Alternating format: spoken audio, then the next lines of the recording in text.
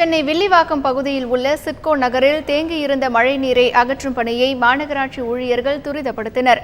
இதையடுத்து அந்த பகுதியில் தற்போது மழைநீர் வெளியேற்றப்பட்டு வருகிறது.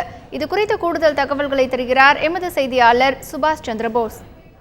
காரணமாக சென்னை மற்றும் அதன் ஒட்டியுள்ள பகுதிகள் பெரும்பாலாக பாதிக்கப்பட்டிருந்தாலும் குறிப்பாக வில்லிவாக்கம் சிட்கோ நகர் மிக பெரிய அளவில் பாதிப்பு அடைந்தது. கிட்டத்தட்ட 2.5 அடிக்கு மேலாக தண்ணீர் தேங்கி இருந்தது.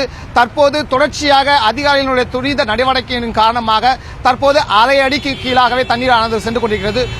குறிப்பாக இந்த தண்ணீர் வந்து சேரக்கூடிய தாழ்வான பகுதி 3 வகையில் தண்ணீரானது தொடர்ச்சியாக இங்கு வந்து கொண்டிருந்தது. அந்த பகுதியெல்லாம் தற்போது அடைக்கப்பட்டிருக்கின்றன. தாழ்வான பகுதி இருப்பதால் அந்த நீரை அகற்றும் பணி சற்று சிரமமாகவே இருந்தது.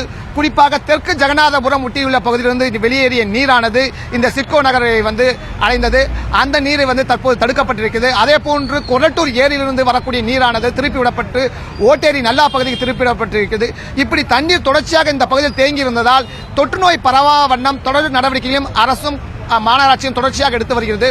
குறிப்பாக தண்ணீர் தேங்கிய இடங்களில் 10 மூட்டைகளுக்கு மேலாக ப்ளீச்சிங் பவுடர் போடப்பட்டு தூய்மைப்படுத்தும் பணி நடத்தப்பட்டு வருகிறது. அது மட்டுமல்ல ஒவ்வொரு வீட்டிற்கும் 1/2 கிலோ ப்ளீச்சிங் பவுடர் வழங்கப்பட்டு நீர்நிலைகளிலும் நீர் பாதிக்கப்பட்ட இடங்களிலும் தூவும்படியும் கேட்டுக்கொள்ளப்படுகிறது.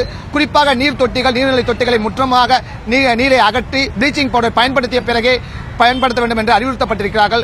மக்களுக்கு மருத்துவ முகாம்கள் கிட்டத்தட்ட 13 மருத்துவ முகாம்களும் நடமாடும் மருத்துவ முகாம்களும் அமைக்கப்பட்டு தொடர்ச்சியாக மக்களிடம் கருத்துக்களை பெற்று அவர்களுடைய சுகாதார பிரச்சனை ஏதேனும் இருக்கிறதா என்று கண்டறியப்பட்டு தொடர்ச்சியாக செய்யப்பட்டிருக்கிறது. 40க்கும் மேற்பட்டவர்களுக்கு காய்ச்சல் ஏற்பட்டிருக்கிறது. அவர்களை தொடர்ச்சியாக அவர்களை கண்காணித்து அவர்களுக்கு தீவிர சிகிச்சையிலும் பல்வேறு விஷயங்களையும் மாநகராட்சி சார்பில் செய்யப்பட்டு வருகிறது.